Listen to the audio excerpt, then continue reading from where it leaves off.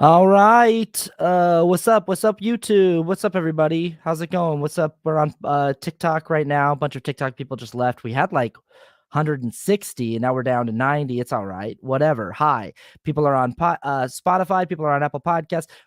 Back for the first time in a while.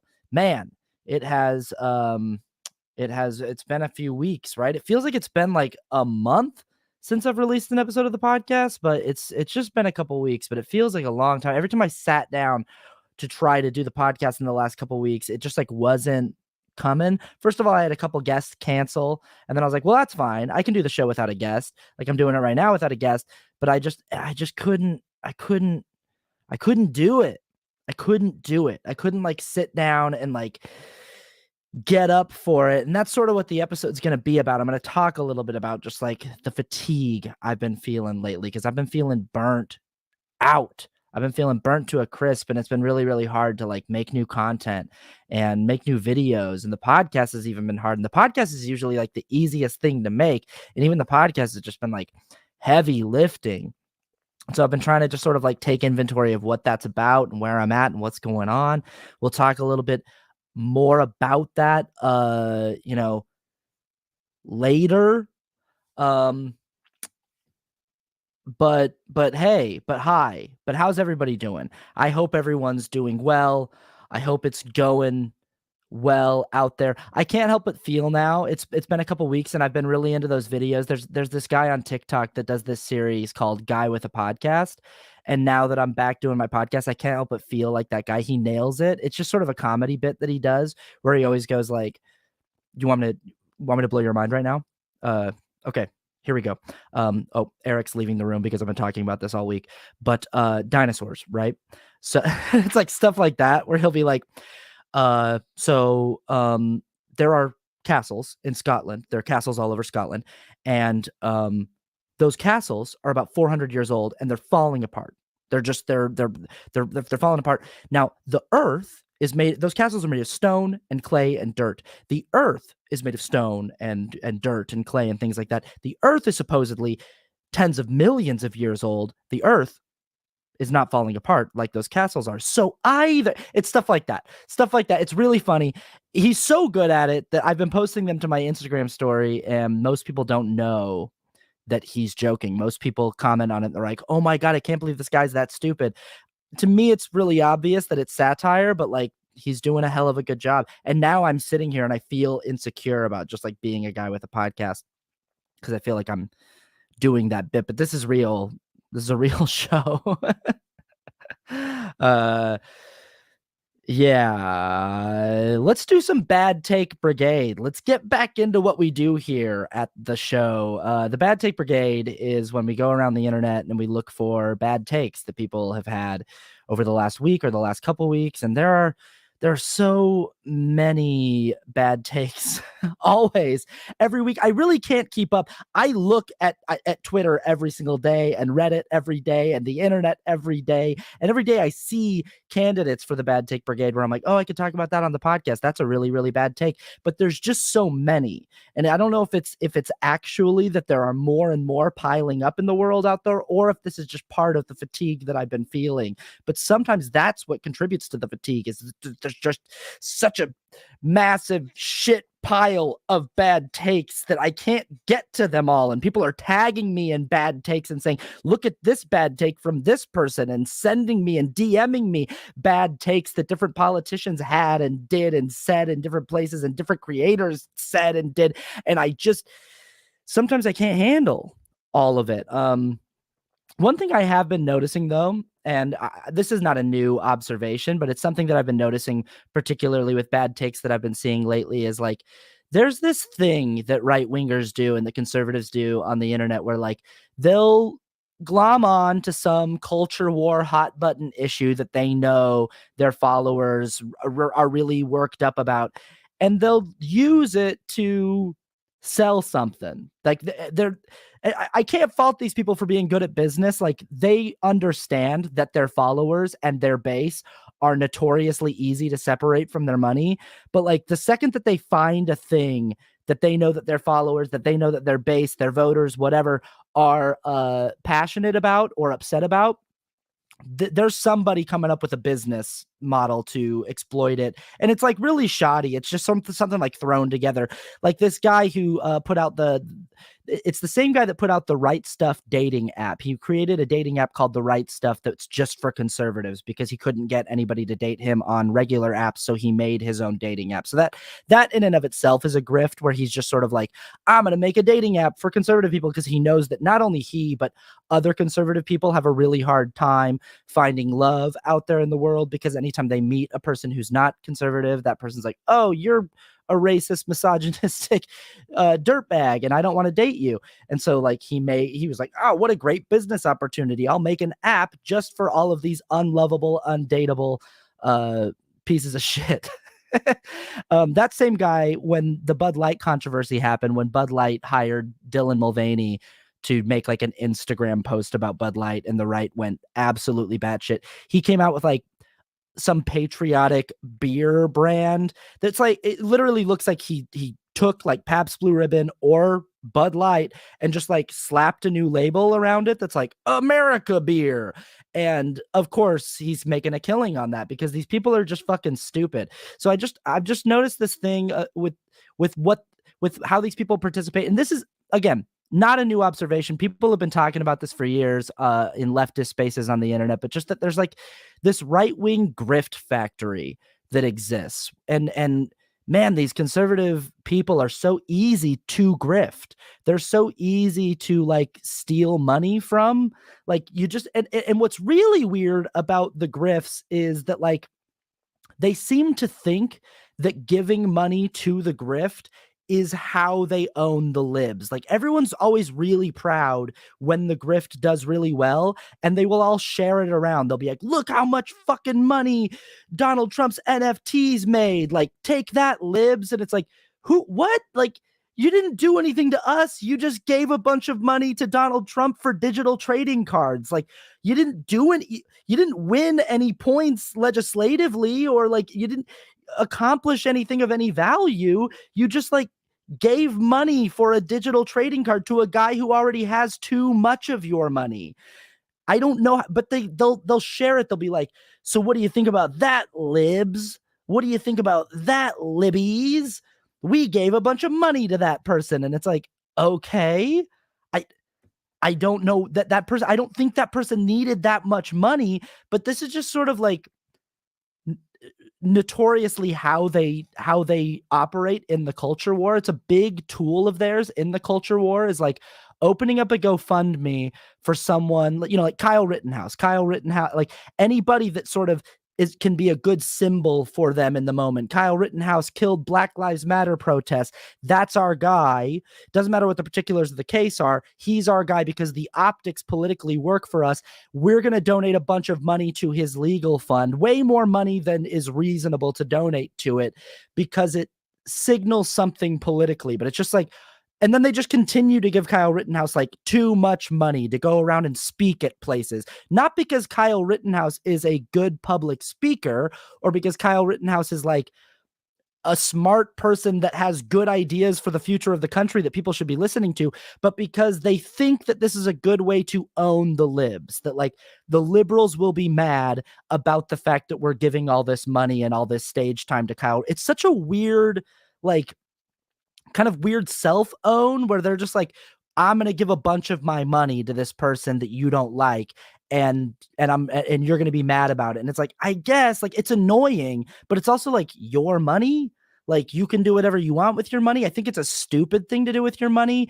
You know, Jordan Neely, this guy that was just killed on the train in New York. And you know, I haven't really even talked about this situation. I haven't made any videos about it. I haven't addressed it on the podcast, but like the short and sweet version of my take on this situation is anyone who spent any significant amount of time in New York City and has ridden the subway more than 5 times has most likely had an unhoused person or a mentally ill person on the subway threaten to kill them.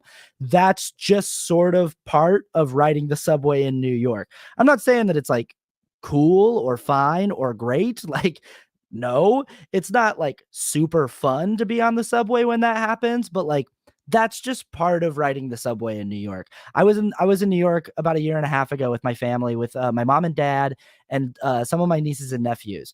And I was sort of like playing New York tour guide for the nieces and nephews who had never been there. And I was also doing like New York bingo. Like we would see things and I'd be like, that's a New York bingo. Like that right there. Like you just saw a rat eating a piece of pizza. That's New York bingo. Or like that smell that you just smelled as we were walking and it all of a sudden smelled like you were inside of 10 people's buttholes.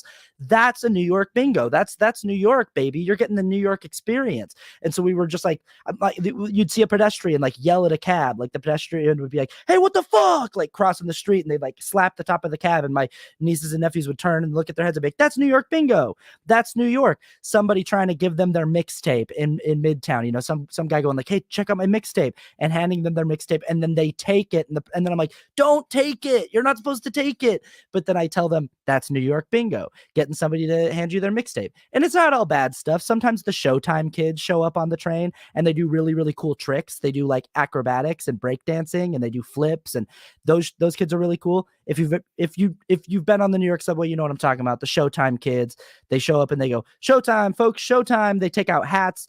You put dollars in the hats. They do really impressive tricks that when I lived in New York, I used to think all the time, where do these Showtime kids train?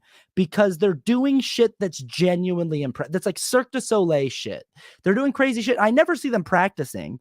I never like pass a public park and like watch the Showtime kids practicing. I'm like, do they have a gym where they all are like shipped out from, like a CrossFit style gym where they're all trained in Showtime tricks?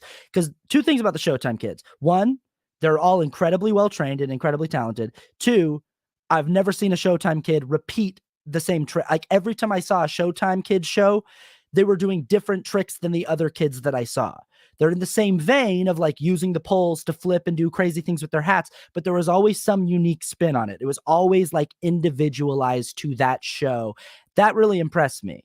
So yeah, that's New York bingo. But another New York bingo is definitely being on the subway when some unhoused person, mentally unwell person is screaming at everyone on the subway saying, I'm going to kill everyone in this train. Don't fucking try me. I'm going to kill everybody. That's just part of being in New York. We were in New York. I was with my nieces and nephews. That happened like twice while we were there. And both times, like my niece looked at me and she was like, are we okay? And I was like, we're totally fine. Don't worry. Like that guy's not aware that we're here necessarily. If we just don't make eye contact with him, he'll just keep talking. And like, he's not going to like actually come up to either of us. Sometimes it gets physical sometimes, but most of the time it's just sort of like, just let that person just sort of scream. New York doesn't really have private space. There's not private space in New York City. When I first moved to New York City, my second day in the city, I was taking a jog I was staying at a friend's apartment in Midtown, and I was jogging over to the river, and I came around this street at like this corner, 8:30 in the morning, sun's out, and there was just a homeless guy full on masturbating, dick out, full on masturbating. And I stopped and I couldn't really I couldn't register what I was looking at for the first few beats. I was like, oh, wait, what? And then I looked up and there was another person coming from the other direction, and we locked eyes, and it was a woman, and she just sort of like nodded her head to the other side of the road, like, let's cross the street. And I was like, yeah. And we crossed the street, and then we just passed each other like, that's wild, huh? That guy's just over there doing that. And that's when I like was first introduced to the concept that like there is no private space in New York. There's nowhere for that guy to do that. So he's just like, I do that on the sidewalk. And if you want to have a problem with it, you're going to have to come over and talk to me while I'm doing that. It's just sort of like seeing someone poop between train cars on the subway. Sometimes you see that. Sometimes you see people poop in the subway because there's not a lot of like private space. Couples will have fights. You'll watch people break up on the subway platform in front of 30 other people, like screaming at each other, because there's no private space for them to do that. Everyone's right on top of each other. So anyway, Jordan Neely, the point of my story is Jordan Neely didn't need to die. He was just doing what he was, an age-old New York tradition of being a person down on his luck, with probably some mental health problems who was screaming at strangers on the train about how he was going to kill everyone on the train. It's just sort of a thing that happens in New York City.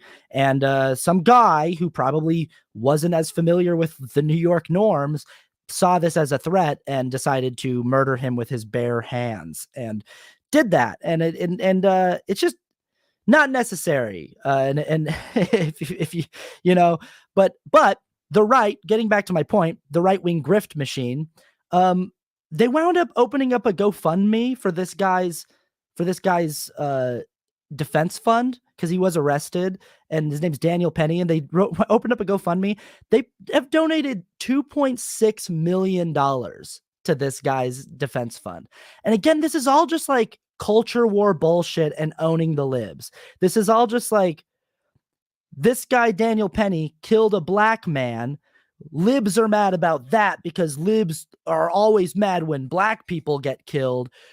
Our natural response is to like weirdly celebrate someone, especially when they kill either a black person or a Black Lives Matter activist, someone that the left identify. It's so strange too, because it's like the right will always say we're not racist, but then they always do stuff like this. Like the second that a black person is killed, the right is like always in defense of the person who did the killing, always, like right away. They know what their stance is to be before they even know the particulars of the case.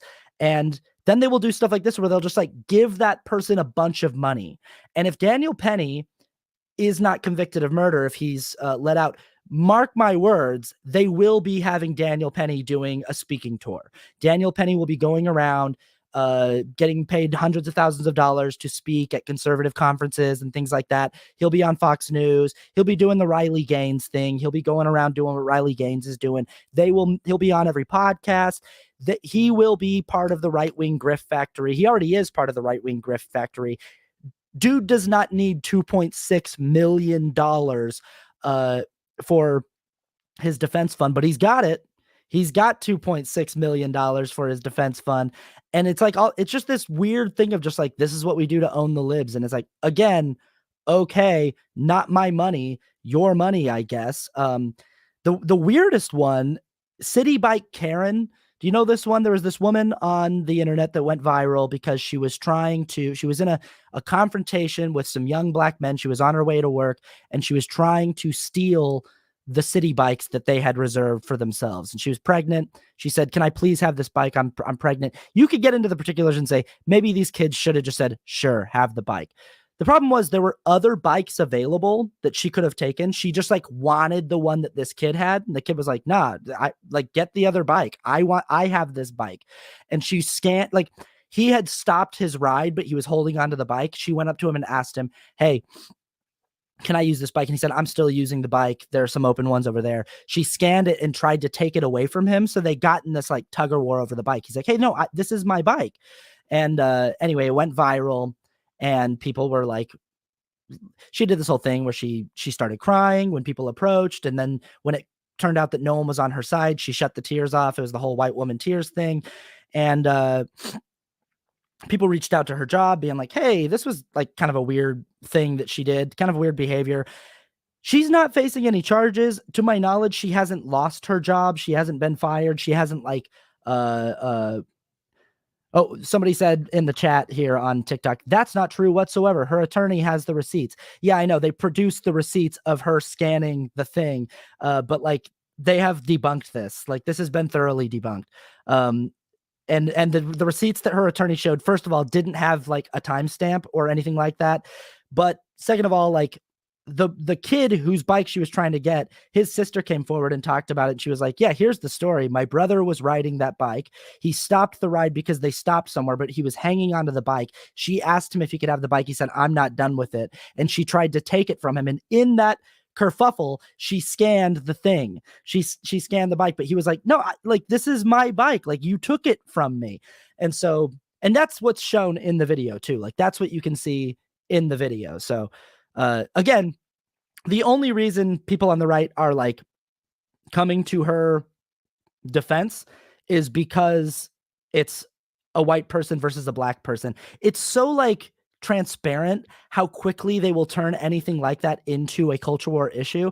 And then the weird thing is, like, she didn't lose her job, like she's not being charged with anything, and they started a GoFundMe for her, and it's up to like close to $200,000 right now. They're giving her like $200,000 just because, just to own the libs, just to be like, haha, libs, like that woman that you don't like, we gave her a bunch of money. You were mad at her for bad behavior that she exhibited in public, for trying to steal a bike from some young kids.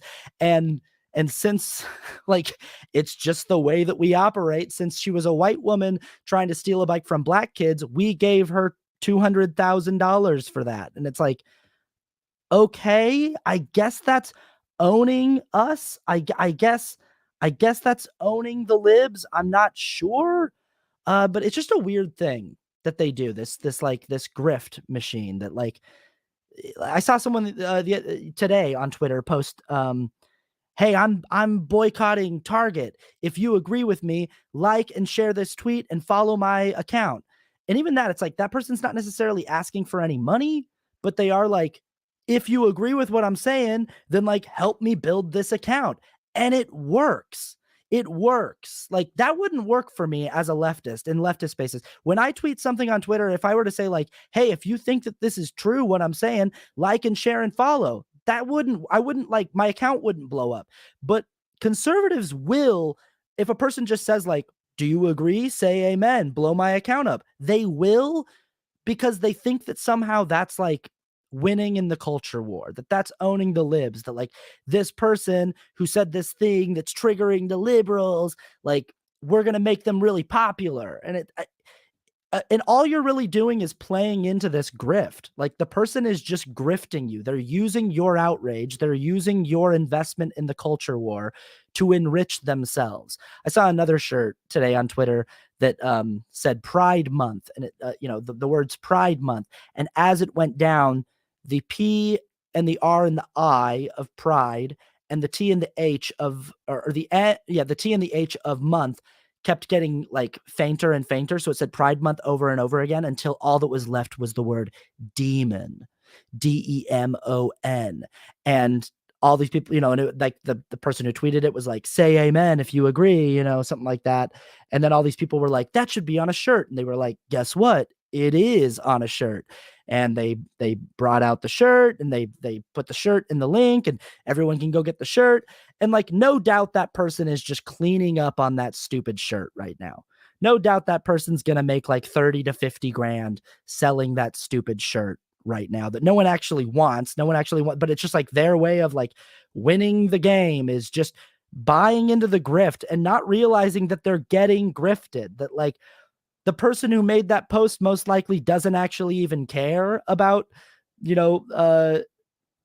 about like the culture war surrounding whether or not like Pride Month is evil or something. Like, they probably don't even care. They just know that like that's an easy way to make money. The conservatives are really, really easy to get money from. That you just have to like post a stupid slogan and be like, if you're a good person and you agree with me, you should buy this thing that I put out. And everyone's like, I will.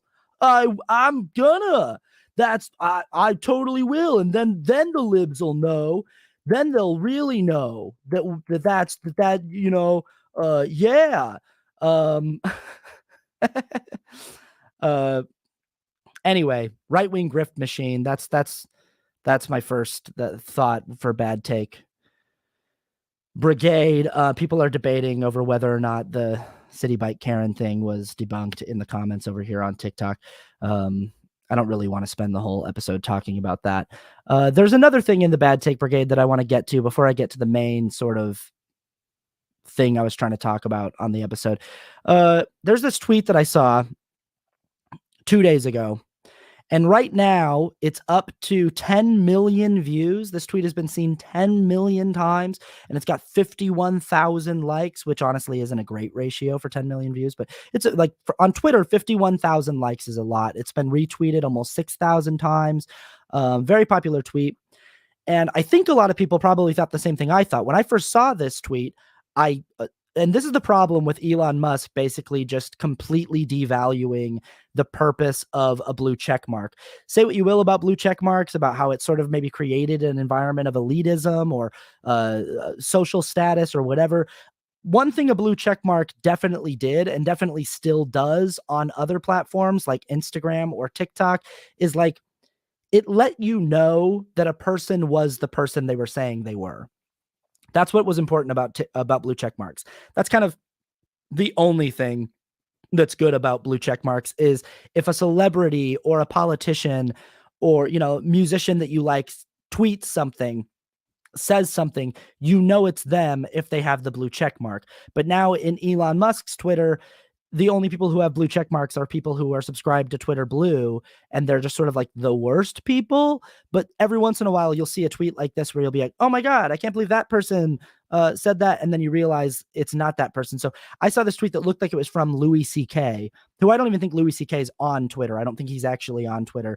And but when I looked closer at the tweet later on, the tweet was actually from a person named Louis KC, but it's a picture of Louis C.K. and they've got a blue check mark. So at a glance, you look at it and you're like, oh, this looks like this is from the real Louis C.K. But it's not. Actually, their Twitter handle is not Louis C.K. So like, it's clear if you look closely, but the blue check mark definitely makes, I think the reason why the tweet's so popular and why it's getting so much traction is a lot of people look at it at a glance and think this is something that Louis C.K. said. And, say what you want about Louis C.K. You can have your opinions about his behavior and his canceling and all that stuff. I think that he would agree that there are actual things that he did wrong, that he's never, to my knowledge, been like, I'm the victim, the unjust victim of a witch hunt or anything like that. But one thing I've always thought about Louis C.K. is he's like an intelligent person, reasonably intelligent and reasonably thoughtful. And like in general, like I think that his opinions tend to be more thoughtful than what this was. So when I first read it and I thought it was Louis C.K., I was like, oh no, is he doing that comedian thing where like he got canceled for something he should have gotten canceled for, but now he's like just going down the right wing, like vortex of just like, well, if you're going to cancel me, I'm just going to go full on right wing. It's like a tweet that I saw today where someone was like, have a good day, sir. And then the other person was like, thank you. But I use they, them pronouns, just so you know. And then the other person goes like, well, now I have no choice but to read all of the works of Adolf Hitler. And it's like, yeah, that's what it seems like sometimes, is that people are like, I was a totally reasonable person, but then someone on the left said something that triggered me, or someone like corrected my language in some way, and I went full-blown right-wing fascist. Like I went full-blown, I had no choice. And so when I first read this, I was like, oh no, is Louis doing that? Is he like gonna become full-blown like right-wing cancel culture bad style comedian?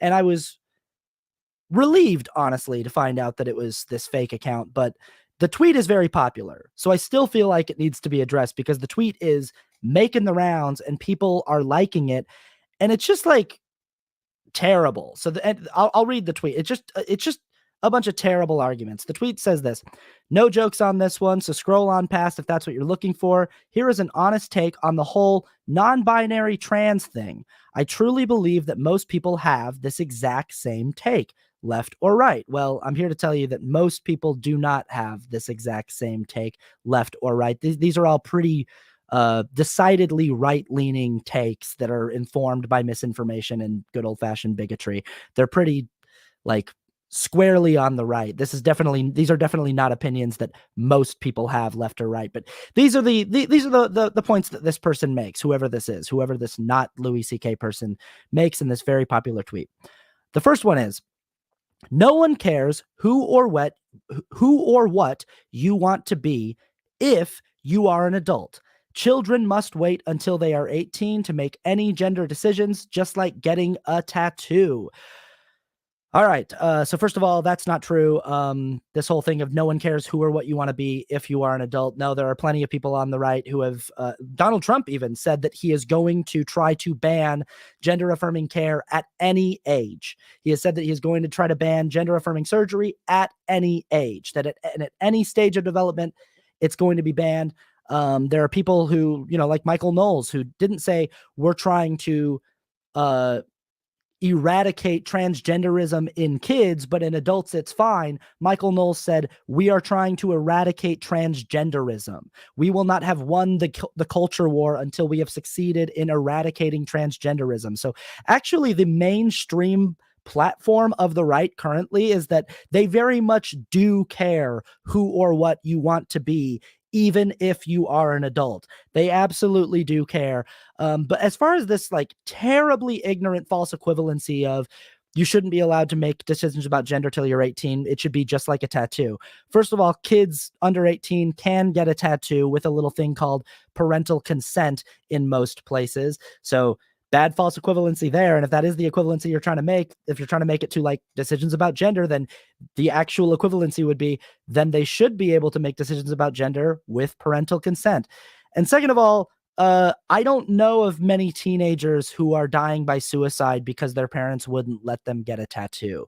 We don't have an epidemic and a real mental health problem of youths dying and dying by suicide because they can't get tattoos. This is a terribly ignorant false equivalency. Like it's just like these two things are not the same even remotely. Also, people are born with gender dysphoria and born transgender. People are born and raised knowing that there's something wrong, that like people keep calling them a boy or people keep calling them a girl, and that's not how they feel on the inside. No one's born and like at age 3 or 4, they're like, I really feel like I'm supposed to have the words no fear written across my chest. Like that really feels like me. And I'm going to be really, really depressed until I'm allowed to get, get a no fear tattoo across my chest. Like that's not how tattoos work. Like you're talking about two very different things. You're talking about something that is like integral to someone's personhood, integral to their identity, literally defines the way that they live and the way that they move through the world, versus like some elective body art that they might want to have. These two things are not comparable. And gender affirming care for kids can go a long way for trans people in like having a more healthy life. The earlier we keep seeing this more and more too, that like the earlier we allow kids to begin the process of transition, the better their outcomes are going to be in life later on. As we're allowing that, we're just seeing that like that method seems to be working more for trans and non-binary people than the past method of just saying, nope, you can't be that no matter what. You're an abomination. Get out of my house. We tried that method for like a very long time. We've been trying that method for a very, very long time, and that hasn't been working at all. So this other method that we're trying of saying like, you know what, I'm going to respect you and like listen to you and believe you and help you move through this journey one step at a time with, you know, the help and love and support of your family, and also the help of mental health professionals, therapists, things like that. We're going to move through this process together. This seems like a more healthy, well-rounded, holistic approach to the issue. But yeah, so that's the first point. Second point that this person made in this incredibly viral tweet is we need a different word for non-binary. I was watching Disney Plus with my kid and a girl was calling a whale a they. That literally has always meant there is more than one whale. It's plural. I'm fine with not choosing, but make it not confusing. I do like the rhyme there in that last line. I'm fine with not choosing, but make it not confusing. That sounds like there's that guy that's really popular on TikTok that's the conservative rapper that like just did the rap about Target and like how like Target's evil, and like he should have a rap about being non-binary where he's going to be like, get a new word. I'm fine with not choosing, but make it not confusing. Something like that. I think that'd be a really good lyric. But I love this. They has literally always meant more than one. It's always been plural. And it's just like, every time people bring this up, it's just like shooting fish in a barrel. It's like, no, nope. No, actually, no. No, they has always been used since the inception of the English language and since the creation of that word. It's always been used in both plural and singular senses. They're in context. They is people always use they in a singular context without even thinking about it. The funny thing is all of these people who insist that like we're we're changing language and we can't do that. And the language has always been this way. It's always been they is plural. It's like, no, you use they in a plural context or in a singular context every day, probably, and you don't even think about it. The only time you're upset about they being used in a singular context is when it's being used to validate an identity that goes outside of heteronormative standards. That's it. The only time that people are like, this is too confusing. What are we doing here? We're changing language, is when they're being asked to like respect the identity of a person who identifies in a way that goes outside or counter to heteronormativity. So like anybody that's trying to live their life in a way that acknowledges the gender spectrum, they're like, I'm so confused by this, but it's like they have no, I'm even doing it right now. Like I'm talking about like a single person. They have no problem doing that. They're probably at a restaurant right now going like, I wonder where our waiter went. They were just here. They were just over here asking us what we wanted. And then they left. I went to the bathroom. I came back. Did they come by when I was in the bathroom? Where did they go? They do this every single day without even thinking about it. It doesn't even like create a blip in their brain. But if they hear someone describing a person who's queer, who's non-binary, and they say like, oh, my friend over there, they have the best taste in shoes, they're triggered. They're like, that's not what that word means. That's not what that word means. But really what's under that is, I don't like that. I don't like that your friend has pronouns that aren't she or her or he or him. I don't like that.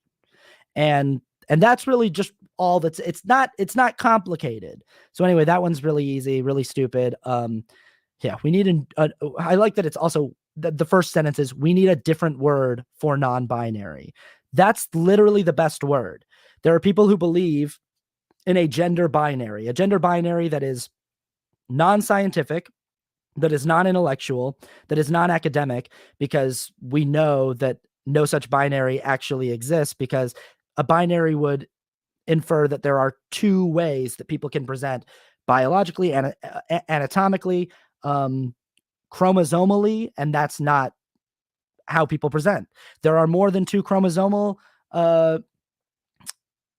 makeups that people can have. A lot of people who believe in the gender binary believe that you can only have XX or XY chromosomes. That's not true. That's just scientifically inaccurate. We know that intersex people exist. There are more than two anatomical structures for human bodies. There aren't just like you have uterus and vagina and testicles and penis and prostate. We know that people are born with all different kinds of combinations of those things, where you might have like one ovary inside of your body, but also external testicles and a penis. Like that exists, that happens. And just and people will be like, oh, but it's such a statistically small amount of people. It's like, well, no, we actually don't know how large it is, because most intersex people don't even know they're intersex, because they have internal intersex characteristics that have never been clocked by doctors or them.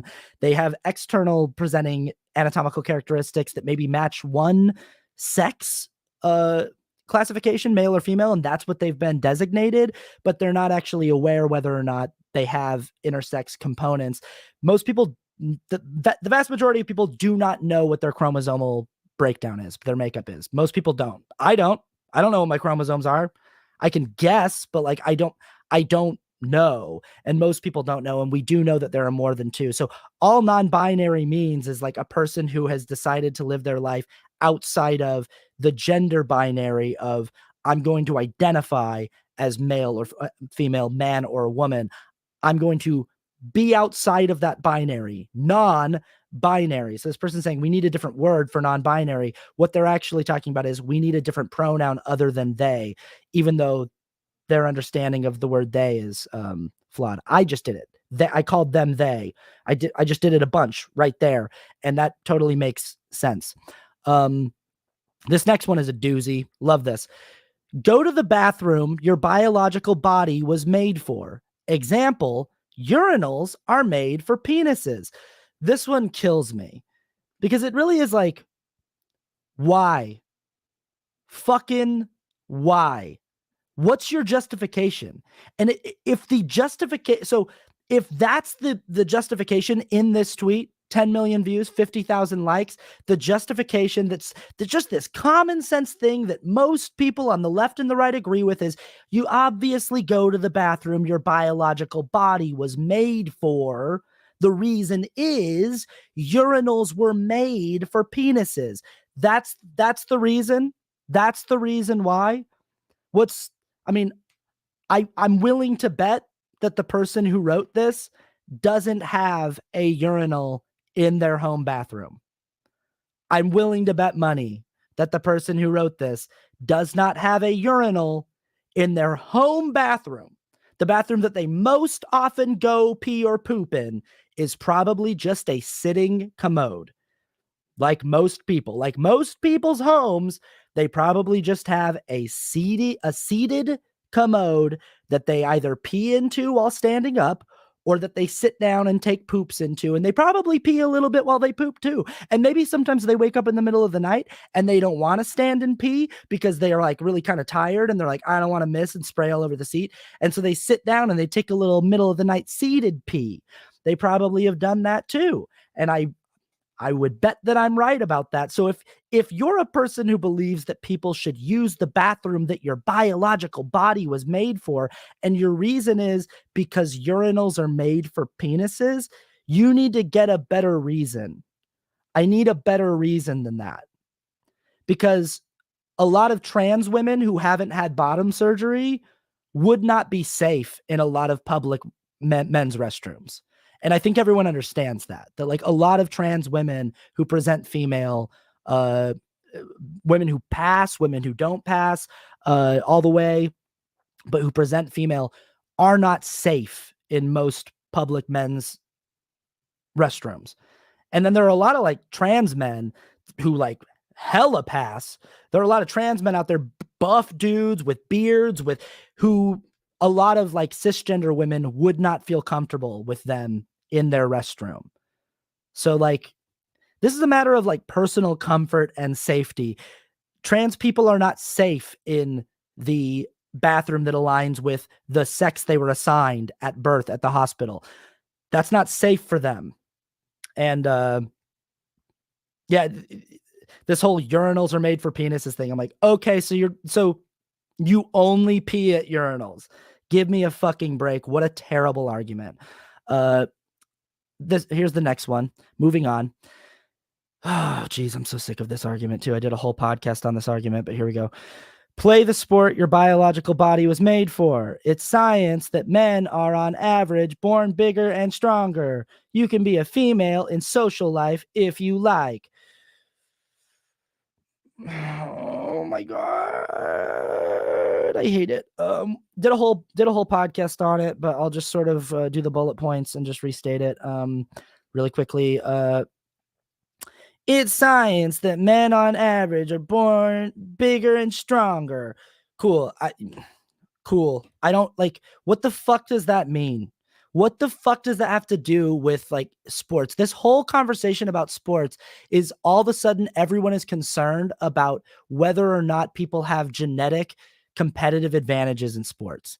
Everyone's all of a sudden super concerned about like, it's not fair for someone to have a genetic competitive advantage in sports. Come on, that's not how sports are done. And it's like, what universe are you living in? That's exactly how sports are done. That's what sports is like people succeeding because they have genetic advantages over other people. And those advantages come in all shapes and sizes. It's not always just like muscle mass or speed. Sometimes there's like an X factor. There's like a je ne sais quoi as to why someone's so successful in a particular sport. Like Tom Brady does not look like he has the body to be the ideal best football player of all time. In fact, there are probably over 100 guys in the NFL right now who you could pick and be like, that guy looks like he has a much more well-suited body, runs a faster 40, can bench press more, is taller than Tom Brady.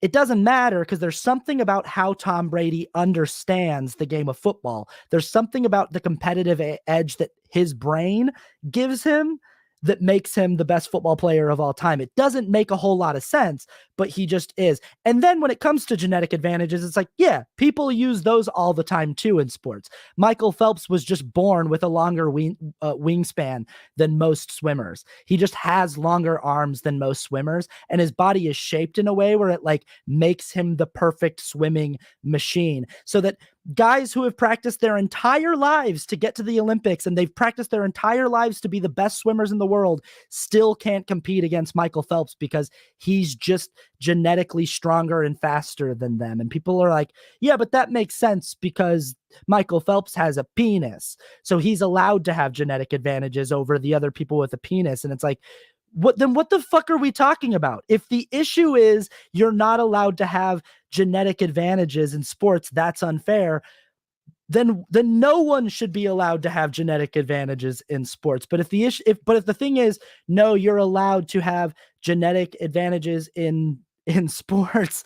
Someone said Freudian slip because I said longer ween when I meant longer wingspan. He probably has a longer ween too, and that ween probably acts as like a little rudder. Like Michael Phelps is in the water and he's doing the breaststroke, and his long ween is sort of like a little rudder that's going back and forth. Doop, doop, doop, doop, doop. Little thing we didn't know about old Mike Phelps. But yeah, no one should be allowed to have genetic advantages in sports. The only place where we really see this is like where like they really do try to match people up based on like body size and strength and height and like weight is in fights, in like UFC, in boxing. Maybe there's an argument that to be had there. Maybe there's a conversation that can be had there. But what's funny about like trans women in particular competing in sports is in most places, they have to do rigorous testing where the league determines that they won't be like too strong or too good or too overpowered. They have to be able to sufficiently show that the hormone replacement regimen that they've been on has sufficiently changed their physiology to a level where they are now running at and competing at more of a similar level of people who are anatomically female, who were assigned female at birth.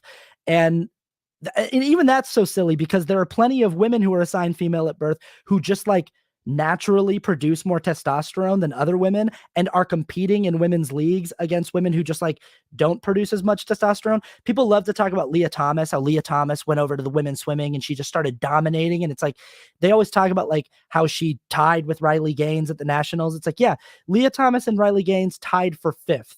There were 4 cisgender women that beat Leah Thomas and Riley Gaines. Apparently that shouldn't be possible.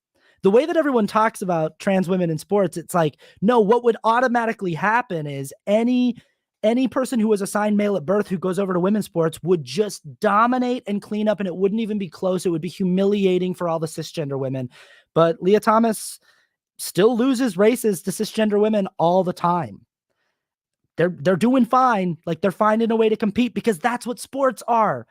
Like, professional athletes, their job is finding a way to be competitive, even if they have certain genetic disadvantages, certain muscular disadvantages. I always talk about the example of the fact that like Muggsy Bogues and Shaquille O'Neal played in the NBA at the same time. Shaquille O'Neal was 7 feet tall, 320 pounds, and Muggsy Bogues was like 5'3", 160 pounds. And it's like, how is that fair? How is that fair to play a game where the object of the game is to get a ball into a 10-foot tall hoop? So 7 feet tall people are always just like, you can't be 7 feet tall in high school and not play basketball. Like, even if you don't want anything to do with basketball, the basketball coaches will be like, you have to. And your parents will be like, you have to. Like, you just, like, you can't be 7 feet tall and not play the game where you drop the ball in the hoop that's 10 feet tall. You have to do it, even if you don't like it, because like, you just like, you were made to do it. But like, 7 feet tall people get schooled by people who are 2 or 3 feet shorter than them all the time. And it's like, that shouldn't be possible. Muggsy Bogues shouldn't be able to be competitive in the same league as Shaquille O'Neal. And yet he was, because he just found a way to be. He's a competitor. He's a professional athlete, and he found a way to be competitive against all odds. Kyle Lowry right now is playing in the Western or the Eastern Conference Finals for the Miami Heat. Kyle Lowry's been on a lot of championship teams. played good basketball his whole career. He's like 5'5", 5'6". He's real short. You see him out there on the court, and it's always like, man, how is that guy competing? How is he finding a way to get the ball in the hoop when everyone else on the floor is like at least 6'5"? And he just is. He just finds a way to get it done, because that's how sports work.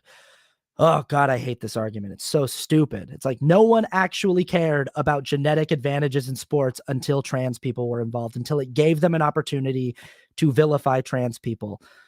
Ugh. All right, the last thing in this terrible viral tweet: drag reading and trans info can be available if parents would like to have their kids go there, but it can't be forced on anyone. Fuck you. Shut the fuck up. Cool. Then we're in agreement. Because no one anywhere is forcing people's kids to go to drag story hour or trans shows. Literally, people are just trying to have that option. It is so funny how like the personal freedoms side of the ideological culture war, the people who are all about personal freedom and all about, you can't tread on me, and I should be allowed to own whatever gun I want to have, freak out when a certain family is like, I'd like to take my kids to drag story hour. I would like no one to. That's my choice as a parent. And this person's saying it can be available if parents would like to have their kids go there. Cool. We agree, but it can't be forced on anyone. Yeah, that's not happening. And you saying that at the end of your tweet is insinuating that it is happening, and it's not. It's not happening. So shut up. That's a bad tweet. Bad take brigade. Yeah. God, we're 50 minutes into the show and I'm getting to the thing I wanted to talk about. The topic, which is, I want to say something else about that tweet. That tweet is very obviously written. The whole thing. It's a bunch of points that this person, who I'm assuming is a cisgender conservative man, it's a bunch of points that this person, when they think about gender and gender ideology and gender identity, those points all seem like really common sense things to them. Like, that's why they said at the beginning of the tweet, like, I think this is how most people feel, right or left. Because to them, as a cisgender person, like that, just like, I don't know, it makes sense, right? Like, you should go in the bathroom that aligns with whatever you got a PP or VV. Like that's not crazy, right? You should only play sports that. This is a cisgender person lecturing people who are transgender about gender. And it has very much the same energy as white people who lecture people of color about racism and race. And white people will get very uptight when people of color will tell them, like, hey, like, if we're having a conversation, you should assume I know more about this topic than you. And they'll be like, what, I'm not allowed to have an opinion on racism? I'm not allowed to have an opinion on race? And it's like, it's not that you're not allowed to have an opinion. It's that you should understand that your opinion is informed by a very different, an extraordinarily different experience than the other person. So somebody DM'd me on Instagram about this. They said, I feel like I respond to a lot of your arguments about trans people, and it's been very helpful for me. And it was a cisgender woman who DM'd me and messaged me, and she said, but I was listening to this podcast the other day, and there was this Black woman who was talking about how being Black has shaped her experience from birth. It's shaped her identity and her experience in the world from birth, and that's something that a person who's not Black could never understand. And she's like, and that's sort of how I feel about being a woman, is like, as a cisgender woman, my womanhood has shaped my experience in the world from birth. I've had certain experiences that most transgender women will just never understand. They weren't cloaked in the womanhood the way that I was. And she's like really close there with that. I get what she's saying. And this is what a lot of cisgender women who struggle with accepting transgender women. It's so interesting too, because like, it always seems like it's transgender women who are the ones who are getting all the heat. And again, it's like, I think this is all so wrapped in misogyny, because we just sort of leave trans men alone. It's kind of like how it's like, it's always gay men that we're after. And we just sort of like we're like aware that lesbians are over there. Like, I'm talking about the bigots here. It's like, it really seems like trans women and gay men are always the big targets. And what it really is in conservatives' minds, I think, is like, in the way they see it, is it's a man behaving in a feminine way. And that's not okay, because femininity is abhorrent, bad, and men are not supposed to do that. So they care a lot more about men crossing the line and behaving in a societally feminine way than they care about women behaving in more masculine ways. They're like, that's fine. You can have your fun. Go over and, be a carpenter or whatever. I don't care. But if a man puts on a dress, suddenly we got a problem, But this question came up, where she said, I've had certain experiences. My experience has been colored by the fact that I've been identified as a woman since birth. And the thing that's missed in this equation, because she's not wrong, she's spot on. This is why white people should defer to people of color, people who actually experience systemic racism in a real acute way, people who have no way of hiding from it. You should defer to people who actually have experienced it, because the chances are they've probably just been forced by the nature of how their life is to think about it a lot more deeply than you have in their life. They probably just have a more deep and more nuanced and complex perspective on race and racism than you do as a white person.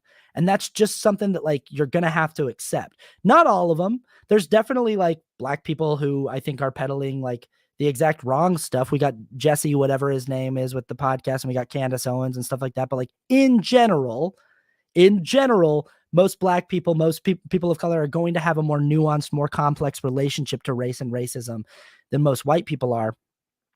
So this person's coming to me saying, yeah, so that's how I feel as a cisgender woman, is like, I have a relationship to my womanhood that a transgender woman does not have.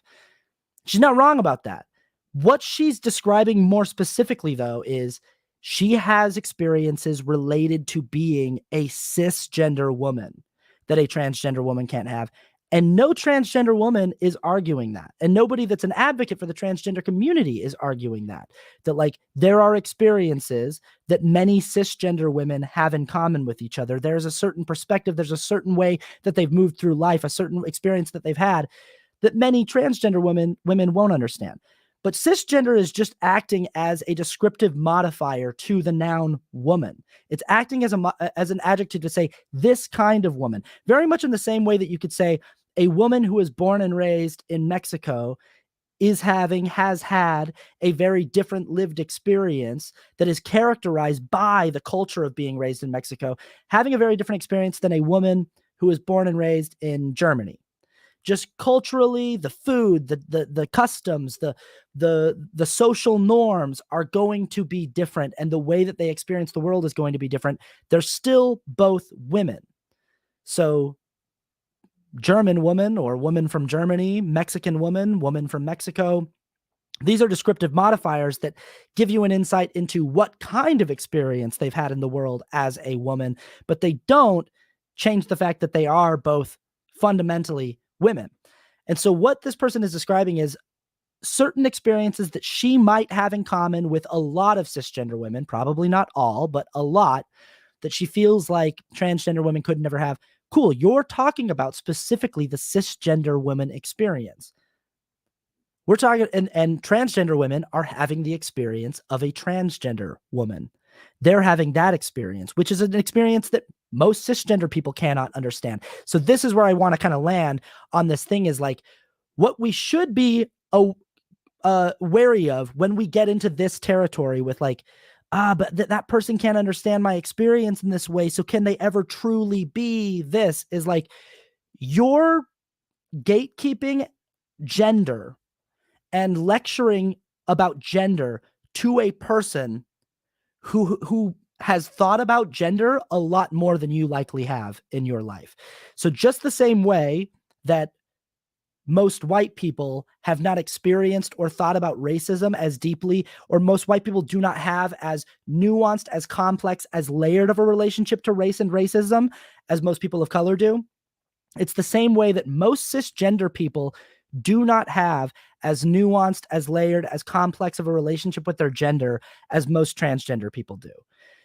Transgender people, cisgender people were born and everyone just said, the way that you feel, that's who you are.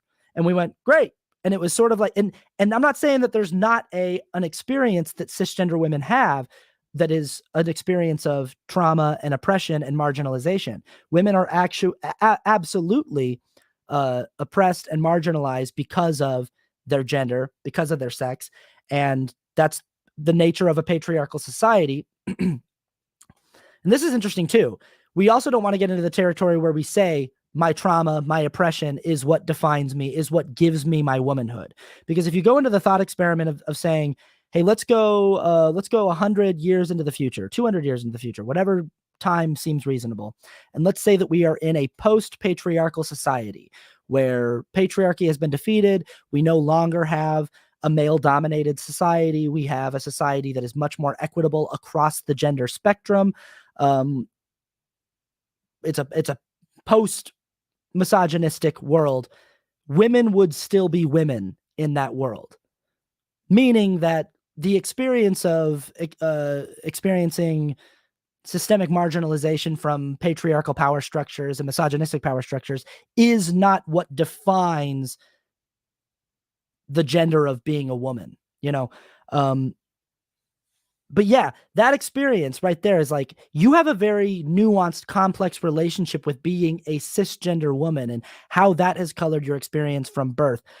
But your relationship to gender and your gender identity is pretty straightforward. You identify as the gender that you were assigned at birth. You haven't really had to spend much time in your life thinking about it beyond that.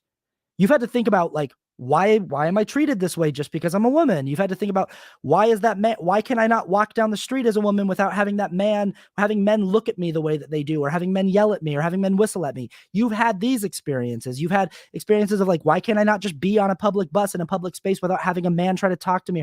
Why can't I work in a corporate space without being condescended to by men? You've had these experiences you've experienced the world. You have a complex, nuanced relationship to the experience of misogyny and patriarchy and that form of oppression as a cisgender woman. But you have not had to sit in the world and sit in your body and really think about, why am I the gender that I am? What makes me the gender that I am? Why do I feel like I'm one gender, but everyone's calling me another gender? That experience is something that most cisgender people don't relate to and don't understand. And we don't have as complex, as nuanced, as personal of a relationship with that experience as most transgender people do. So when we start trying to tell transgender people about gender, when we start trying to lecture to them about gender and saying, nah, you're confused about your gender because I actually had a different experience than you, and this is the way that I experienced gender, we're talking from a place of ignorance. We don't have the high ground in that conversation. The second we're trying to dictate to them something about how gender works and how they should experience their gender, then we are talking out of turn as cisgender people. The same way that I would be talking out of turn trying to lecture a Black person about race and racism, because that person has had to actually think about race and racism their entire life. I've been able to opt in and out of thinking about race and racism my entire life as a white person. I only had to think about race and racism when it came up in school occasionally. These people had to think about race and racism every single day of their life. The same way that cisgender people think about gender and gender identity every once in a while when it comes up in a dinner conversation, transgender people think about gender every single day. They think about their gender and their gender identity every single day, and they have been doing that since they were kids. That is the experience that defined them. That is the experience that they were wrapped in from birth. So I just want to sort of throw that out there in response to this guy's tweet where he's putting forward all these points, but he's speaking as a person who's just never really thought about any of this stuff very deeply. And I think that's what I see a lot when I see people who are really struggling with knowing how to accept transgender people, being like, I don't want them to feel bad and I want them to feel welcome and accepted, but it feels weird to say that, like, that person's a man the same way that I'm a man, or that person's a woman the same way that I'm a woman, because, and it's like, well, no one's actually saying that they're a woman the same way that you're a woman. They're saying they're a woman who's had a different experience than you've had as a woman. Their experience with womanhood is decidedly different than yours. Blair White even said this the other day. Blair White was like, who's a popular conservative transgender woman, was like, we shouldn't say that transgender women are women because it dilutes our experience. We've had a different experience than cisgender women. But it was like, yeah, you're the answer's in what you're saying. It's okay to acknowledge that transgender women and cisgender women have different experiences and have a different relationship to their gender. It doesn't make one of them or the other more of a woman or less of a woman. They're having a different experience with womanhood, and we can talk about that and hold space for both of those experiences, but they're still both women. The same way, like I said earlier, the same way that like a woman who is raised in Saudi Arabia is having a different experience with womanhood than a woman who is, born and raised in Tokyo. They're having different experiences as women. They're both women. Having different experiences doesn't give one of them the right to be more of a woman than the other one, or doesn't drop one down to being less of a woman than the other one, if that makes sense. Okay. This is what I wanted to I'm an hour into the show. So speaking about being able to opt in and out of the conversation, I talked about how, like, as a white guy, I get to opt in and out of the conversation of race. I get to opt in and out of the conversation as a cisgender person. I can opt in and out of thinking about gender and thinking about how that affects my life. The reason why there hasn't been a podcast in a couple of weeks, and the reason why there's only 2 or 3 new videos that go up on my social media channels these days, is I am fucking exhausted. I'm so tired. I'm really beat. I'm really burnt out. I know it doesn't sound like it because I just did an hour-long rant, and honestly, it actually kind of felt good to get back into the groove. But I this culture war stuff is, and I've talked about this before, but it is hard, tedious, frustrating work. I feel like I just keep running into the same bad arguments over and over and over again. And I keep trying to attack them from different angles, and I keep trying to approach them from different angles, and I keep trying to help people in different ways. But after a while, I mean, right now, the thing about the culture war that's got me a little concerned is like, and maybe it's just the spaces that I'm inhabiting on the internet. I don't know, but it feels like we're losing. And that's really discouraging. Like Elon Musk buying Twitter, I think it hit hard in the culture war. And Twitter's always sucked. People have always talked shit on Twitter and how Twitter's the worst. It's always been the worst. But Twitter, for better or worse, was the social media platform that has functioned as, the placeholder for the public square. And it is that way because it's one of the only social media platforms where public figures are there. They are present and they are engaged and they are like on there on a daily basis, whether it's their team or them. People feel like they actually can have a direct interface with public figures. Elon Musk tweets something. He asks a question. Hey, does anyone know if this is true? Tweets out some inflammatory article that's vaguely anti-Semitic and says, does anyone know if this is true? And people answer him in the comments, yeah, I looked it up for you, Elon. Here's the link. It is true. And they feel like they're having a discourse with him. Now, what are the chances that he's actually reading their responses? Maybe slim to none, but he responds to people. He'll retweet people in the comments and stuff like that. Politicians will do this. They'll get into conversations with people in the comments. Celebrities will do this. And Twitter was always that space. More so than Instagram, more so than TikTok, more so than pretty much anywhere else on the internet. Twitter was the space where people felt like they could interface with the top brass. They could interface with all of their favorite celebrities, and they could actually have a back and forth and actually talk with them. And because of that, it made it feel like the public square where the discourse was taking place, even if the discourse was taking place in a really toxic way. And even if it was taking place in a way where people were just mostly insulting each other, that's the space where people felt like they could actually control the narrative and push the needle. And Twitter felt, for the most part, like everyone, for better or worse, was getting their voice heard there, even though people on the right were saying that Twitter had such a left-leaning bias. It never did. They were just mad that Twitter wasn't 4chan. But now, since Elon Musk has taken over, Twitter basically is 4chan. And all of the people who have blue check marks and whose comments go to the top of every comment thread are the worst people, are like the dregs of the internet. Like the worst trolls from 4chan are now the verified voices in the public square driving the discourse. And definitely on Twitter, we're losing the culture war. Like, because most people on the left don't want to fall for the grift of Twitter Blue, because we don't care about because we're harder to grift than people on the right are. And we're like, I'm not going to buy a blue check mark for $8 a month.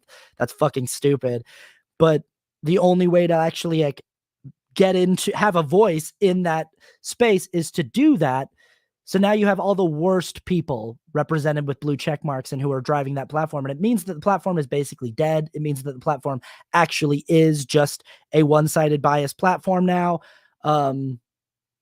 But it's just stuff like that, stuff like Bud Light acknowledging that they made a mistake with Dylan Mulvaney, stuff like Target agreeing to remove Pride merchandise because they're kowtowing to the threats of bigots. Stuff like that really makes me tired. It really makes me exhausted. It really makes me feel like all the work that I'm putting in is not really creating any kind of actual change. And so, man, I've just been, for a few months now, I've been really creatively drained, and it's been really hard to get up for the discourse and to keep participating. And the other thing is too, like, and this might sound shitty, but like, my channel wasn't always like this. I started off just making jokes. Somebody asked me the other day, they said, what was your first viral video? And I said, I had 35 followers on TikTok. And I used to make fun of like trends that I thought were silly on TikTok. And there were all these people that people still do this, but there are all these people that were like, here's how I got 50,000 followers in just 2 months. And then they would give you tips on how, like, use trending hashtags, use trending sounds, blah, blah, blah, blah, blah. Post at this time of day. And I always think those videos are stupid. Those videos still exist. Speaking of grifting, but I made a video when I had 35 followers on TikTok. I said, here's how I got 35 followers in 90 days.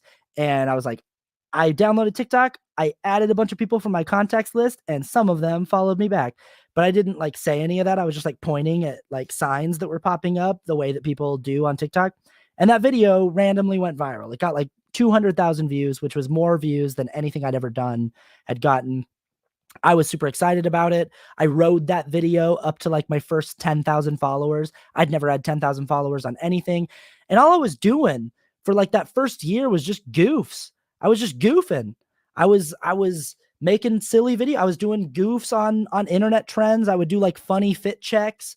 I would do, I would make fun of movies. I would make fun of like different things that I saw on the internet. And I even had a series at one point that I thought was really wholesome called Austin's Favorite Underrated TikTok Accounts with Less Than 50K Followers, where I just like hyped up and gassed up like accounts that I thought should have more followers. And I had a series called Ranking TikTok Mustaches, where I just ranked different creators' mustaches.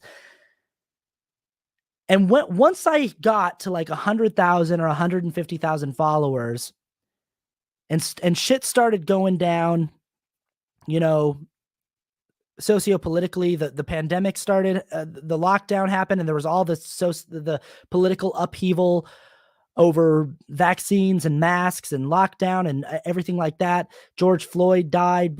Black Lives Matter had a big resurgence. I started to feel like once there was an audience there, I started to feel like I had a social responsibility to use the platform to talk about stuff like that. And I don't know, I don't regret doing it. I don't regret using the platform to be involved in the socio-political discourse and to use my platform, and especially to use my identity as a straight cis white guy. I just know so many straight cis white guys who will tell me privately that they agree with me and that they agree with the things that I say online, but who publicly are just like comedians or like just a musician, and who like stay out of politics. And I'm like, you have the privilege to stay out of the conversation. You have the privilege to excuse yourself from the conversation and just be a comedian and just be. And I just like, every time I feel this fatigue, it's joined by a shame where I'm like, because there's part of me that's like, I just want to say funny. I just want to tell some funny jokes. Can I tell some funny jokes? Somebody just said in the comments on TikTok, please don't stop doing what you're doing, Austin. You are so appreciated and are making a difference. Yeah, and like I don't want to stop doing it. And I feel bad for even thinking, can I just have a break? Can I just tell some funny jokes again? And every once in a while I'll do that. I'll put out a video that's just like a silly joke, and like it's at the point where like that stuff doesn't vibe with the algorithm. Like I have to be talking about politics, and that's just what my channel is now.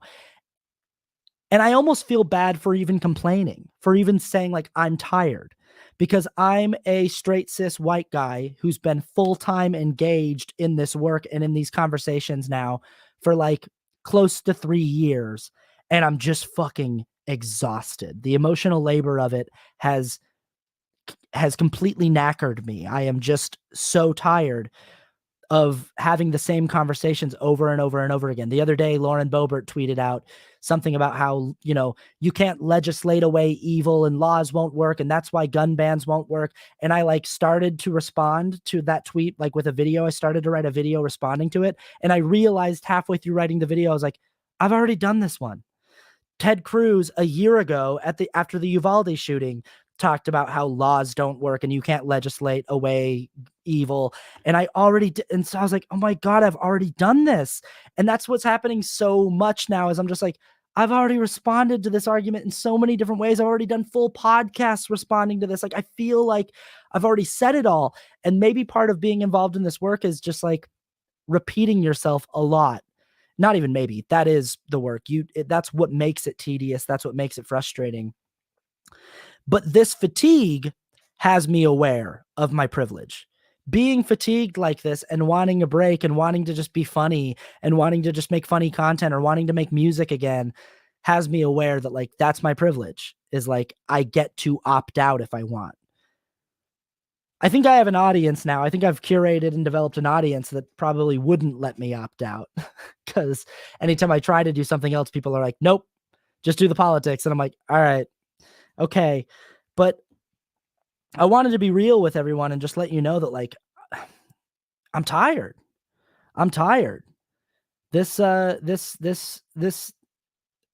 is exhausting. It's exhausting to continually feel like you've thoroughly made the case for progressivism and still have people just be like every time I have to have the debate with someone about like, someone tells me that like, oh, you're supporting evil because you support gay and trans people. And I'm like, why is it evil? And then I know the conversation, I know it by heart, and we have to go through it. And they're like, because of the Bible. And I'm like, all right, okay, take me through in the Bible where it says that it's evil.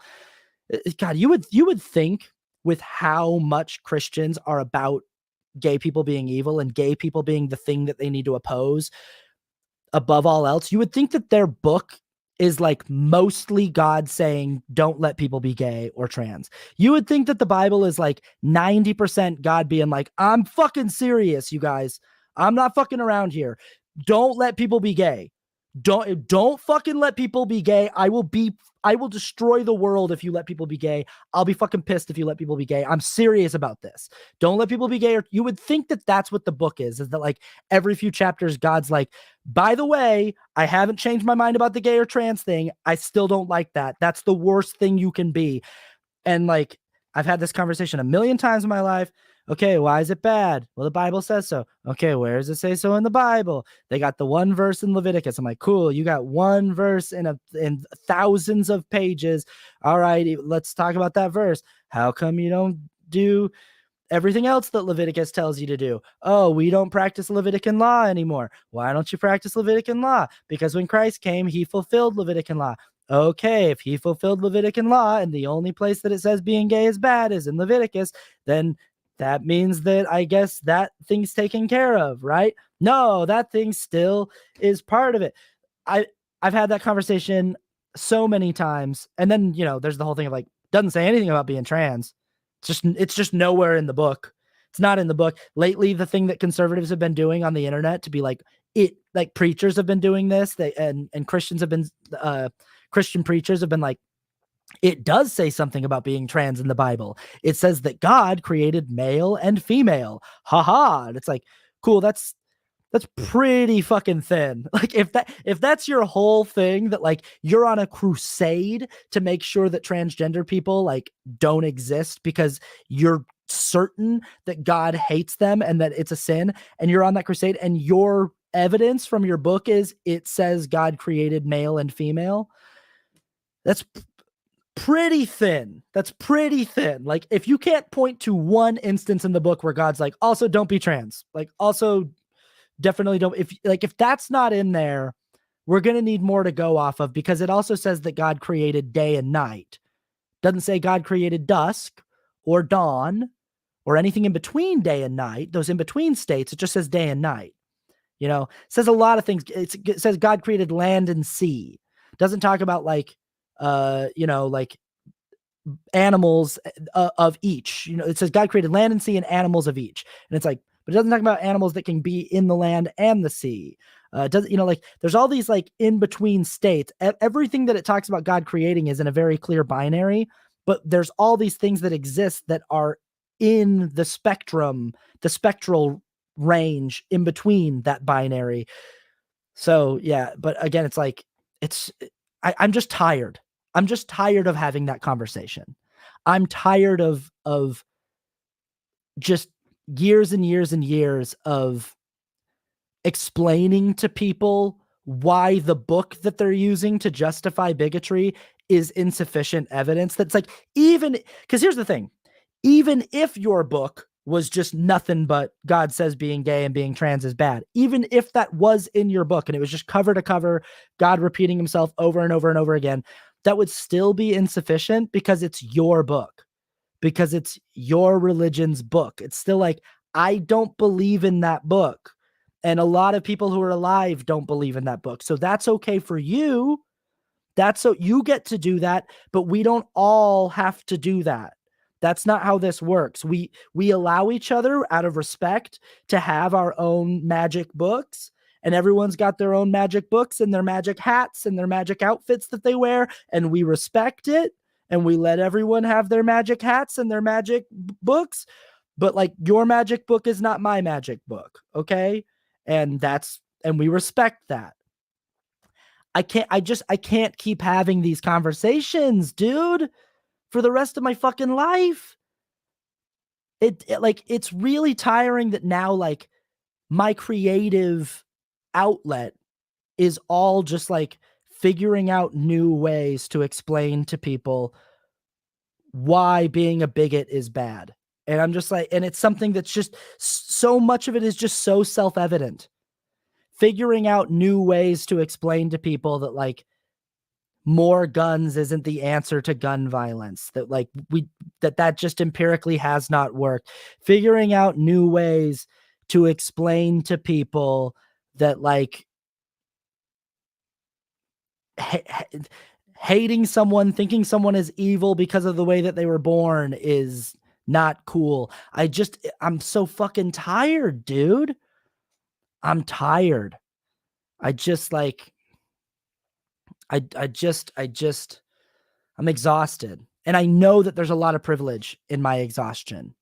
I know that like what's being shown, again, it's like that thing I was talking about earlier. Like, I've been thinking deeply about gender and gender identity for like the last 10 years of my life. And even then, it's like I'm thinking as deep as a cisgender person can think about it. I've been thinking deeply about race and racism for about that long, about 10, 15 years. And I'm thinking as deeply as a person who doesn't directly experience institutional racism can think about it. And I've been having the conversations publicly with a platform for about 3 years. And I'm fucking exhausted. I'm so tired. So I don't know. And I'm not stopping. I'm not gonna I'm not backing out of I'm not, I'm just communicating. That's why there haven't been many podcast episodes. I don't know,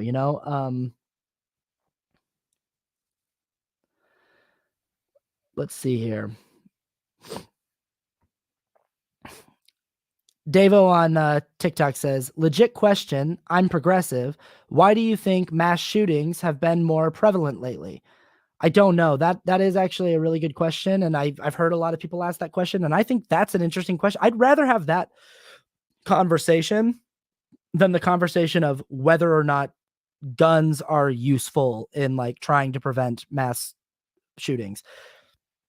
That conversation is stupid. And that question is stupid, and it's obvious what the answer is. It's obvious that the answer to mass shootings isn't every teacher should have a gun. That would make the situation safer. That's obviously not the answer. That conversation is stupid. But the conversation of why is this happening more? That's an interesting question. Again, I think that one of the answers is like access to higher capacity weapons and easier access, that every single time the left looks like they're going to try to tighten up gun regulations and gun laws, the reaction from the right is to make them looser and to make it easier to purchase high capacity magazines and assault weapons and weapons that are capable of doing a lot of damage in a short amount of time. They're like, if you're going to try to make it harder to buy those, we're going to go the opposite and make it easier. Again, there is no rationale behind making it easier. There is no like actually good argument to make it easier other than just fuck you libs, owning the libs. It's so much of what drives these people, but like that could be literally an answer as to why it happens more, is like it's just easier to get your hands on weapons that you can do a lot of damage with than it used to be, say 30, 40, 50 years ago. Another thing that I've thought about, and this is just a theory, is like, we used to have like a lot more serial killers, it seemed like, in like the 60s and 70s and 80s. It seemed like there was always like a new like serial killer that the news was tracking. And it felt like maybe this was a trend because people who are who have that predilection, people who are prone to want to mass murder or kill people, are looking for infamy and are looking to like be seen and to get through to people. And they saw on the news that a good way to do that is to be a serial killer with like an MO and like a way that you do it, and like to have like a calling card and have like a specific way. They wanted to be on the news, they wanted to be famous. And we have a whole generation of potential serial killers who are growing up seeing not serial killers on the news, but mass shooters on the news. And they're seeing that the way for them to be seen, the way for them to be relevant, the way for them to be famous is to be a mass shooter, not a serial killer. So like maybe that's what it is. I don't know. That's literally like my armchair analysis, but like I think that question is infinitely more interesting than the question of would making guns harder to buy, would it help mass shootings if we made it harder to buy guns in this country? That question, I'm like, yeah, of course. Like, duh. Just like, that's such a stupid debate that we have, and then we have to have all these other like ancillary debates where they're like, what if we had one door in and out of schools? What if there was a complex screening process at the beginning of schools when you walked into the school? What just all these stupid hypotheticals that it's like, no, it's just, let's make it harder to buy guns. Let's just do that.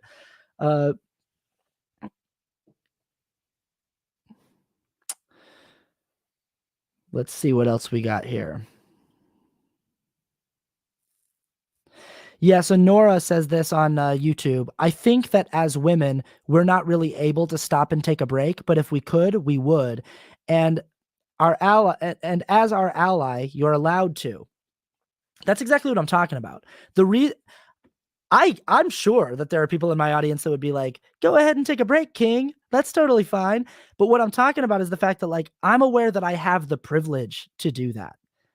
And when I'm fighting for people, when I'm advocating for people that I know don't have that privilege, it makes it really hard to take advantage of the privilege that I have without feeling some shame for that.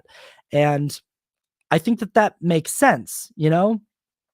Exactly what you're talking about. As women were not really able to take a break. I saw this video the other day on TikTok that really hit home with me, where this woman was like talking about how she's just doing constant emotional and physical labor for the people in her life, and the men in her life don't really seem to understand it. And they don't really get how even communicating to them that you would like them to take a larger share of the labor is labor. That, like, having to communicate to them that, like, she was talking about how her and her mom and her sisters were all planning Mother's Day dinner.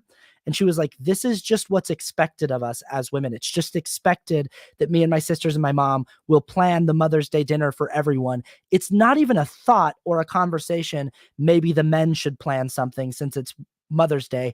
It's just automatically expected. And then she's like, and I have the kind of husband who would probably be receptive to me telling him, hey, I would actually like if you would pick up some of the slack here and help with this Mother's Day dinner, or just plan the whole thing. He would probably be receptive to that.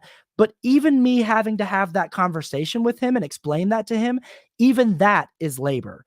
Even me having to explain, like, the layers of how how patriarchal marginalization puts me in a position where I'm expected to do all this labor. Even having to explain that is emotional labor that I don't necessarily want to engage in. And that really hit hard with me, that I was like, God damn, like, part of doing this work as a straight white cis man is, like, actively shirking off all of the privilege that I have every day and being like, I'm going to continue engaging with the work, even though I know I have the privilege not to, even though I know I have the privilege to totally ignore it.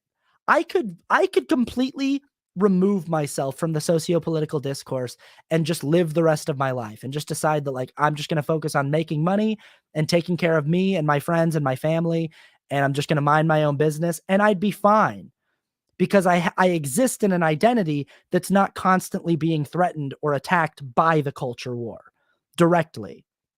I could watch the extinction of, trans people and watch them get overpowered by bigoted people on the right and be like, it's just not anything I can do about that, and I could stay out of it and I could be left alone in that. But, like, God, I get that's the fucking problem with having empathy and having a conscience, I guess. Uh, I don't know. I think I did a podcast about this about a year ago, about exactly a year ago. I went to VidCon and I was really troubled by how many big creators who have a bigger audience than me stopped me and pulled me aside and whispered, like, very softly said to me, like, I really, really respect the stuff that you talk about on your channel and on your platform. And I really respect that, like, you speak about stuff that's important. I wish that I could talk about that stuff too. And these are creators who are, like, known as just, like, people who just make, like, fun content, wholesome content, funny content, whatever. And they have, like, brand partnerships that they're afraid of damaging by being too political, so they don't engage with sociopolitical topics or the sociopolitical discourse. But they'll pull me aside, and several of them pulled me aside and were like, I really wish I could talk about the stuff that you talk about. And it really bothered me because I was like, would you? Would you fucking get involved in the game, please? I could use some help, please. You've got a way bigger platform than me, a way bigger audience. It kind of bothered me that they were like, I wish I could. And I was like, you can. No one's stopping you. But I will say here, I get it, because, yeah, it is more fun to just make people laugh. It's more fun to just do goofs and gaffs. It's more fun. And it's tiring to be involved in this work. It's tiring to have the same conversations over and over and over again. You know, uh,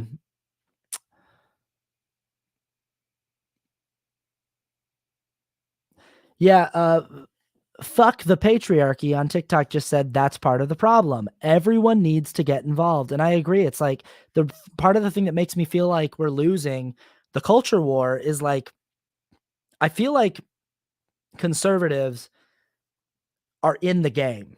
They're in it to win it. Even though they have terrible arguments and terrible points and terrible, uh, uh, you know, pretty much terrible perspective on everything. They're in it to win it. So like conservative comedians, conservative musicians, conservative whatever the hell they do, they're in the conversation and they're spouting their bullshit. But there are a lot of people who have like the right takes, who are on the right side of things, who are just like, I just prefer to not engage with that stuff. And I'm like, boy, we could really use you. We could really use your influence and your brain and your creativity to teach people to be not so terrible and not so prejudiced. I don't know.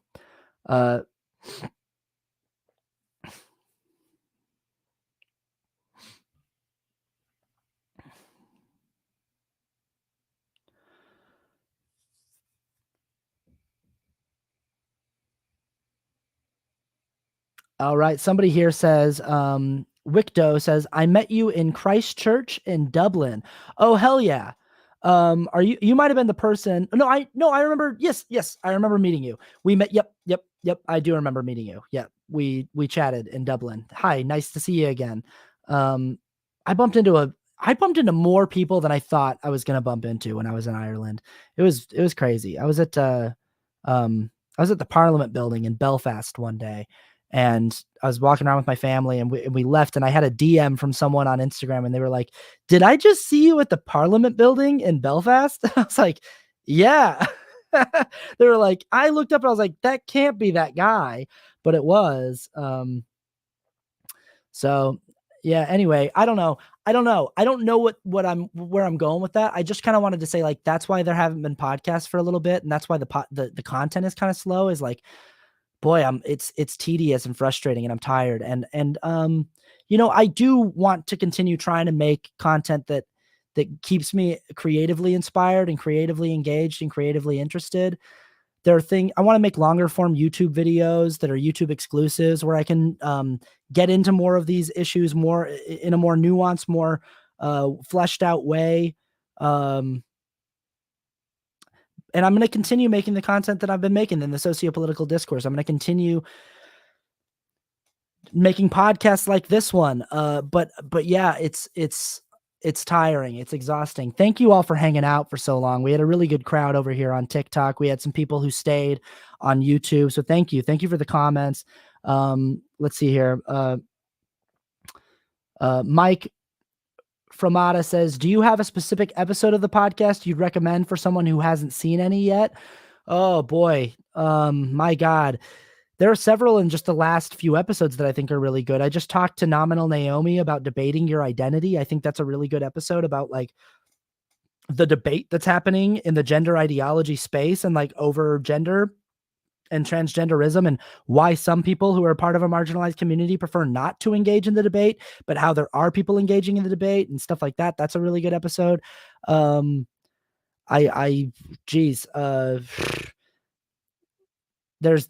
You could go all the way to the back. There's an episode called Anger that I think is good. This is episode 159. There have almost been 160 episodes of this thing. Here's what I would say to you, Mike Fermata, or anyone else who's looking at getting into the podcast. Go look up my podcast on Apple Podcasts or Spotify or on my YouTube channel, and just like look at the titles of the episode. The title gives you a very good idea of what we'll be talking about. And just if that episode sounds like it would be an interesting topic for you, pick that episode and listen to that episode. And that's, you can just literally scroll through, because there are different topics usually every week. A lot of times I have a guest on with different topics. And so you can just kind of go through and be like, oh, that'd be an interesting topic to hear Austin and somebody else talk about, or just Austin talk about. Do that. Go to Spotify or Apple Podcasts, whichever one you use, scroll through and see if you can find something that looks like it would be fun to hear. Okay, I think that's it for the podcast. Stay on YouTube or stay on TikTok if you want to keep hanging out. I'm going to stay on, but I'm going to wrap up the podcast here on YouTube. People Pleaser is written, edited, hosted, and produced by me, Austin Archer, with original theme music also by me. You can find more of my music by going to austin-archer.com, austinarchermusic.bandcamp.com, or by looking up Austin Archer on Spotify or Apple Music, wherever you get your tunes. Patreon.com/Austin Archer. If you want to support this show, if you want to support this podcast, if you want to support the stuff that I do online, I'd really, really appreciate that. Really, really appreciate your support. Patreon.com/Austin Archer. Shout out to the patrons. You guys keep this thing chugging along. Really, really appreciate your support, genuinely. And we can always use more support if you have the available funds to do that on a monthly basis. I think that's it. Okay. Thank you. Thank you. Sorry, the podcast has been gone for a while. We're going to get back into regular episodes, I'm sure. And thank you for hanging out with me, and thanks for the comments, and take care of yourselves. Take care of each other. We'll see you next week. Love you so much. Bye-bye.